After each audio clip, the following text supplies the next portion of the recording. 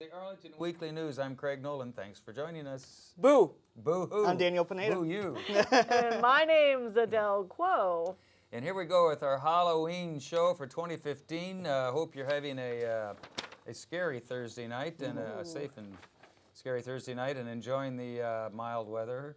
And go Royals. We have news as usual. Adele is here with It's easy being green. Good Joe's pick up on back. that. Joe. Joe is back. Hello, Joe. From vacation at the pond. Our CBB, our Community Bulletin Board file. Rich and his reviews over there in our peanut gallery. Hi, Rich. Hey, Rich. News for seniors, and then Shamiso filling in for Miriam tonight.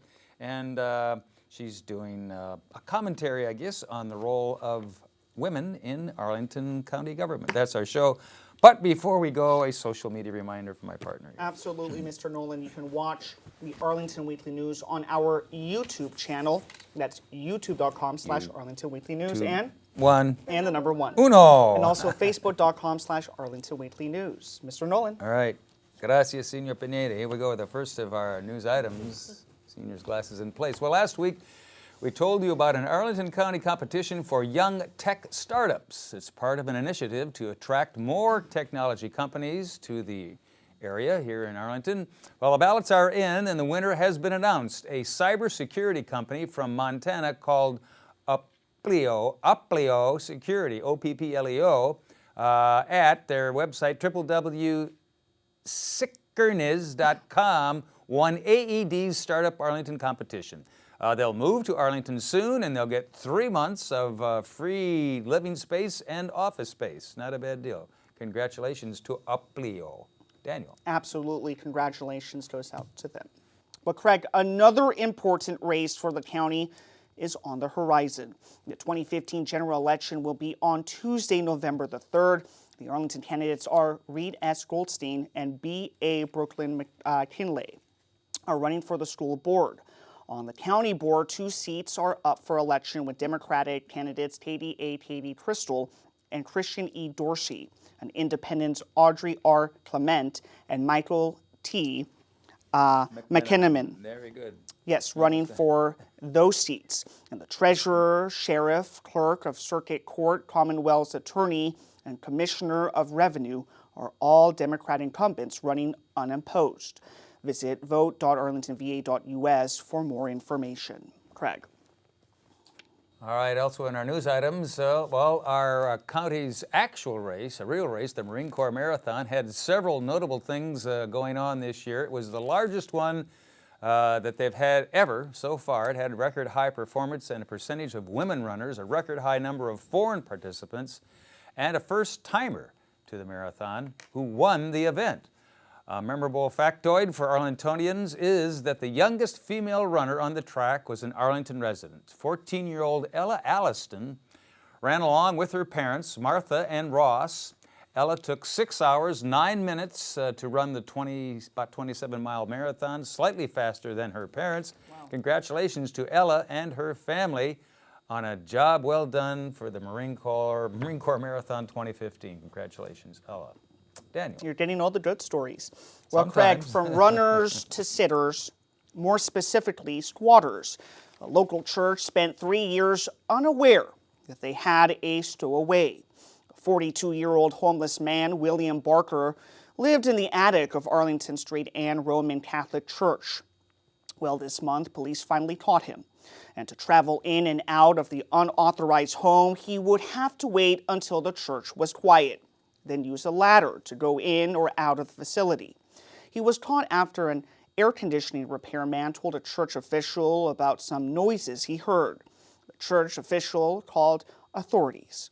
Barker has a police record for burglary, and his hearing will be on November the 19th, and he will also undergo a mental health evaluation. Craig. All right, Daniel, also on our news items, well, we've heard about some of the work our county police officers do on the job, but what happens when they retire? Specifically, what happens when their canine partners retire? The Arlington County Board has decided to officially allow county police officers to keep their canine companions after the dogs retire. Plans are in play to make the transfer legal in Virginia. A spokesman said that, and we quote, "This would be the safest and most humane way for these dogs to live out their lives. Arlington has several full-time canine employees as part-timers. Sheriff's deputies also have one dog, so that's good news for the canine units out there in Arlington County doing their job every day. All right, we'll be back with our CBB file right after we hear from Adele Kuo and It's easy being green. Here's Adele. Hey everyone, and it's Happy Green Halloween Arlington. And we get to welcome back Joe today. He's really excited. The origins of All Hallows Eve celebrates harvest, life, and death. Today, Halloween is big business, with American consumers spending about $6 billion on costumes and candy annually, making Halloween the second most commercial holiday after Christmas. Don't let your holidays be wasteful and scream consumption. Go green for Halloween this year for a healthier, more planet-friendly holiday that's not only fun, but meaningful. A green Halloween starts with the 3 R's: reduce, reuse, and recycle. 7 easy tips to impress your neighbors with your ghastly, ghoulish green ways. Let your inner Martha Stewart come out and decorate with handmade crafts. Save and reuse your decorations for next year. Second, some of my fondest memories are collaborating with my college buddies and getting creative with materials on hand to make our own Halloween costumes. So make your own unique costumes along with some fun memories. Or host a costume swap. Check out the ecomomalliance.org website for details. Third, treasures like little trinkets and healthier snacks make better treats than conventional sugary candies. For a detailed list of ideas, check out the greenhalloween.org website for treats, treasures, and tips. Next, decorate and reuse an old pillowcase or bag to hold all your goodies. Did you know that there's estimated 41 million trick-or-treaters in the U.S. every year? Next, visit your farmer's market for a pumpkin. But next year, grow your own organic pumpkin, because that's another fond childhood memory of mine. After, don't forget to compost your jack-o'-lantern. And next, instead of driving, walk around your neighborhood to reduce your carbon emissions and keep our streets safe for walkers. Finally, save electricity on Halloween night. Ooh. Turn off all your lights in your house except for your front door lights for the trick-or-treaters. Light your front walkway with solar-powered or LED lanterns. And if you're going to be using candles, use the beeswax ones, which produce less soot than the paraffin-based waxes. For kids of all ages, there's an eco-friendly venue near you. So enjoy your spooktacular green Halloween. And do we all know what we're going to be this Halloween? Craig? I'm already a pumpkin head, so not much else. It doesn't get any better than that. Still deciding. Really, How about you? And compost your pumpkin, your leftover pumpkins. Compost. All right, thanks Adele, we appreciate it. Thank you. Here we go, as promised now, our CBB Community Bulletin Board file, where the library has a program this fall, especially for 20 to 30-somethings in the area. The How to Adult series features different authors discussing issues that young adults commonly have to navigate, including relationships, first-time home buying, cooking, and a lot more. All of these free talks will be coming up on Wednesdays at 7 in the Central Library's auditorium. On November 4, you can learn how to let your personality show through your style in How to Style workshop. So stop down at the library and check out that program. Dan? Yeah, great program. Well, Craig, November is NaNoWriMo. It's National Novel Writing Month. Well, the month-long challenge for writers around the world to pound out at least 50,000 words towards their novel or any other kind of book. The library can help you meet your goal this November. For everyone who goes to NaNoWriMo, the website, creates an account, posts their drafts, including a final one by November the 30th, and reaches the 50,000 word goal, will win. Visit nanowrimo.org/ that website over there, and also library.arlingtonva.us/ NaNoWriMo @your-library to learn more about library events with this event. Such a great event, right? Good event. All right, next, Daniel, next in our CBB file. Well, are you still ready and raring to run? Or you missed your chance to run the Marine Corps Marathon? Do you want to extend your Halloween celebrations? Need a reminder about Tuesday's election? You can have a chance to engage with all 3 topics at the Hayes Park Halloween Fun Run. This is a 5K race where participants don their Halloween costumes to run and get information on Tuesday's election race before and after. The event will be held November 1st from 11:30 to 1:30 in the afternoon, starting at 1415 North Lincoln Street. The race is organized by Win the Future Young America Incorporated, and they want to help motivate Clarendon's young voters to participate in this year's elections. You can visit www.WTFYYoungAmerica.org for more details. Daniel, we got seniors now? Want to do seniors? Yeah. Okay. Seniors is next, sorry. Take 2, we'll do seniors right after we hear from Rich Massabny in his review. Sorry, Rich, I almost stepped on your, that's on your okay. bit Hey, down Rich. there. Right. Take it away, my Okay. friend. You know, I'm a sushi lover, and I've had it many places in this metro area here. And but I find the best sushi's right in my own backyard. Sushi Zen in Lee Harrison Shopping Center. Not only is the sushi great, but also the service. It's a family operation led by Shoshi Mozuki, his wife Rosie Gordon, and their son Brian. Sushi Zen has been there since 1997, and consistently receives well-deserved rave reviews. There's sushi, there's sashimi without the rice, and teriyaki and tempura dishes for those who like that or carry out. Sushi Zen's wide variety of rolls are not only works of art, but delicious as well. 2 of my favorites are President's Roll and the crunchy, spicy salmon rolls.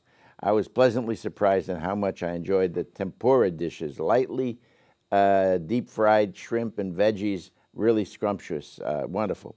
So there's much more. There's Japanese beer, there's sake, there's antioxidant beverages. Yeah, that's right. But my friend Chuck Toftoy introduced me to Sushi Zen. I suspect I'll become one of their regulars, just like Chuck. The twin sisters who wrote the kick-ass wit of Molly Ivins are back again at the Arena Stage in D.C. with Irma Bombax at Wit's End. The sisters are Allison and Margaret Engel. The play is 1 hour and stars Barbara Chisholm as Irma Bomback. Chisholm plays the role with the warmth and humor that Irma is so remembered for. We got a good idea of the mother housewife who wrote for 900 newspapers and authored 12 books. We were also reminded how involved Irma was in the equal rights for women. Don't miss this humor-packed show, which is part of Women's Voices Theater Festival going on through October. Her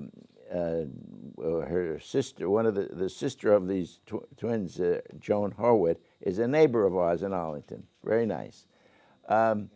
Shakespeare Theater Company entry in the Women's Voices Theater Festival is a 90-minute interpretation of Yal Faber's of the biblical figure Salome. You will recall that Salome was the daughter of King Herod and for some reason demanded the head of John the Baptist. Faber is presenting the story from a feminist viewpoint, and Salome is no longer a villain. The lead role of Salome is actually played by 2 actors, Nadine Malouf and Olwen Fuere, as nameless women. At first, I thought Nameless Woman was an older Salome, but it's not. It's a separate person. This is an example of Faber's use of extreme poetic license. John the Baptist was played by Ramsey Shokir. It's a good show down there at the Landsberg on 7th Street. There's nothing like a New York Jewish family. As a Brooklyn kid myself, I find the family in The Tale of the Allergist's Wife, currently playing at the Little Theater of Alexandria, right on the mark. It's about Marjorie, played by Karen Jadlos-Schatz, and her husband, Ira, played by Jack Stein, a retired allergy doctor. Marjorie is depressed because she feels she has nothing to show for her life. They live in a Manhattan apartment where her meddlesome mother, Frida, played beautifully by Janice Zucker, lives down the hall. The surprise of the arrival of Lee, played by Marion Myers, a childhood friend of Marjorie's, pushes the married couple to the limit. This plays till November 14, The Allergist's Wife, at the Little Theater of Alexandria. And just want to say, of all these reviews, plus others are on my blog site at richmassabnyreviews.blogspot.com, and sure to check my website, richmassabny.com. Thank you, folks. All right. Good stuff. We appreciate it. Thanks, Rich. Thank you, Rich. Yeah. Okay, as promised, now our News for Seniors file. Here we go. Congratulations to senior centers that give back to the community through community service projects. Contributions this year include Aurora Hills Senior Center and Lee Senior Center collecting school supplies for teachers and students. Arlington Mill Senior Center packed lunches for Ace Band to give to homeless. And Langston Brown Senior Center collected canned goods and cereals for AFAC Arlington Food Assistance Center. For more information about future projects, give them a call. Here's their number, 703-228-4721. Daniel. Terrence Frederick, a chartered retirement plan counselor for Merrill Lynch, will conduct a seminar on how to take control of your retirement income.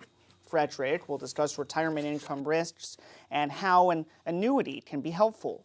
The free program will be at the Walter Reed Senior Center. That's on Thursday, November the 5th at 1 p.m. Call Walter Reed to register. That's at 703-228-0955. Craig. Also, Daniel, in our News for Seniors file, Dr. Ed Alcock and Dr. Andrew Malone will present information on heart-healthy nutrition and cholesterol reduction.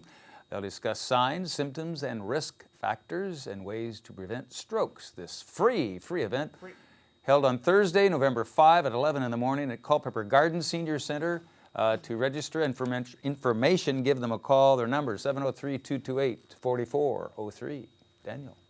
And Craig, nonprofit Northern Virginia Resource Center for the Deaf and Hard of Hearing will host a free individual hearing screening. Marla Doherty, who is from the center, will conduct the event at the Walter Reed Senior Center on Wednesday, November the 4th from 10 a.m. to noon. Call 703-228-0955 to schedule an appointment. Craig. All right, and also this reminder from the 55 Plus Travel Guide. They're offering 15 different trips and excursions through November. These include museums, theaters, historical tours, musical shows, art exhibits, social events, and a lot more. For more information on the 55 Plus Travel Office, give them a call, 703-228-4748. And as always, thanks to Judy Massabny. Thank you, Judy. For helping us out and sending us these announcements. We appreciate it, Judy. We'll be back with a quick bye-bye if we have time right after we hear from Shamiso. Here's Shamiso. Hi, I'm Shamiso Mapondera. Miriam was unable to be here tonight, but she filed the following report and asked if I would stand in for her. Young girls growing up in this country lack an equal representation of role models in government compared to men. But Arlington County stands out with women like Theo Stamos, Carla de la Pava, Ingrid Morrow, and Barbara Favola. Just a few of the women's names voters will see on the ballots on November 3rd. All are incumbents, 3 are running unopposed, and 1 is defending her seat in the General Assembly. Theo Stamos was elected 3 years ago as Commonwealth Attorney. That's the same as district attorney in other states, I asked Ms. Stamos for her perspective on what it's like to be a woman in a historically male-dominated field. She answered, "To be a prosecutor requires no certain gender characteristic. It's more about being able to execute the position effectively." An example of what she's talking about is the first domestic violence response team in her office. She saw a need and filled it. She went on to say, I stand on the shoulders of a woman who set a high bar for being fair, competent, and an extremely effective prosecutor. Ms. Stamos and her husband raised 2 boys in Arlington, where she's been a prosecutor for 25 years. Arlington County Treasurer Carla de la Pava knows a lot about balancing work and family as well. As the first female Hispanic treasurer in Arlington's history, she is directly accountable to the voters of Arlington. She's also the mother of 3 grown boys. Ms. de la Pava shared her admiration for women who pursue executive positions while not undervaluing their work at home. She said, "I chose to stay at home during my children's formative years, but I never abandoned my desire to use my professional skills to help my community and support my family." As female millennials enter the working world, that still lacks gender parity. Many see figures like de la Pava as a role model.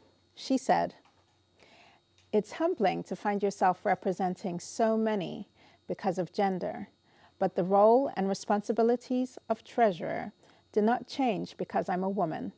Remember, I was mentored by Frank O'Leary, and I don't want to minimize the confidence handed to me with his endorsement. But if women are to succeed as elected officials, they will need the support of both men and women." Some women were born to lead, like Arlington Commissioner of Revenue Ingrid Morroy. As commissioner, she emphasized fairness and customer service as top priorities. The staff of women and men she has assembled enjoy high approval in the county. In fact, this will be her 3rd election running unopposed. Ms. Morroy's private life is not that of the quiet civil servant. Quite the contrary, she has been a fierce advocate for social justice since her arrival in Arlington from her native home of Suriname at the age of 25. Ms. Morroy describes her philosophy on women and leadership this way: "I have always felt it was important to support women. If there were more equity in politics and government positions, you would see items like ERA and equal pay for women as the law of the land. Many of the social programs that support our nation's most vulnerable are issues that women tend to be more personally and professionally informed about." As a trusted figure, Ms. Morroy's endorsement is a prized one. When asked what she looks for in a candidate, she answered simply, "Honesty and being a good decision maker is what earns my support." Arlington has intelligent voters who know the difference between a capital investment and waste. Arlington's done a good job of putting women in leadership positions in government, but we're still lacking the diversity necessary to represent the wider range of backgrounds in our community. Many men support what were once considered women's issues. Adam Ebbins, Virginia State Senator, had this to say: It's a fundamental truth that women and men should be treated equally under the law. And this core principle should be explicitly included in the U.S. Constitution. Our government functions best when lawmakers are truly representative of the diverse populations we serve. Still, women represent under 20% of all elected positions. Yet women have proven their ability time and time again to be consensus builders, even in the most polarized circumstances.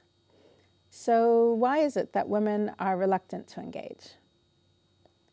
State Senator Barbara Favola, who's up for re-election, suggests one reason may be that women are uncomfortable with the demands of fundraising.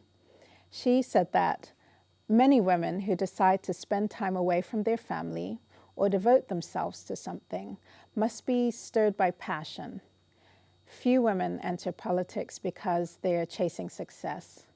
Women are far more attracted to politics for an issue that needs attention. Former Secretary of State and presidential candidate Hillary Clinton meets the highest standards as wife, mother, and stateswoman, yet she's constantly under attack. I asked Ms. Favola if there's a double standard, and she responded, women are expected to be soft and nice and above all other things. That's not the case, we know, for men. If women fail that standard, they become unrelatable, and people start looking at them as if they're defective. I believe we have to honor and respect the choices our sisters make, whether it's to be a soldier or a politician or a full-time parent, no matter what. I'd like to leave you with a quote from Gloria Steinem, whose new book, My Life on the Road, hits shelves this weekend. She writes, "Power can be taken, but not given. The process of the taking is empowerment in itself." That's Miriam's report. I'm Shamiso Mapondera, sitting in for Miriam Gennari. Now back to the news desk. Thanks, Shamiso. Appreciate those. Great job. Commentary on Awesome Shamiso and the report. role of women in Arlington government and all around, really. So that's our show, our Halloween show for 2015. Happy Halloween, Happy yeah. Halloween. I wore my mask tonight. I already had my costume on. Anything to add before we go, Rich? Yeah, no. Your blog? Your blog. Oh, the blog, yeah. The blog, yeah. richmassabny.blogspot.com. .blogspot.com. And you'll Check see it all out. the reviews. All right. And have a safe and happy Halloween. Go Royals. And next week, if you're there, we'll do our best to be here and do it all again for you. Happy Halloween. Have a safe week. Happy Halloween. Take care. Be Bye-bye. safe. Be safe.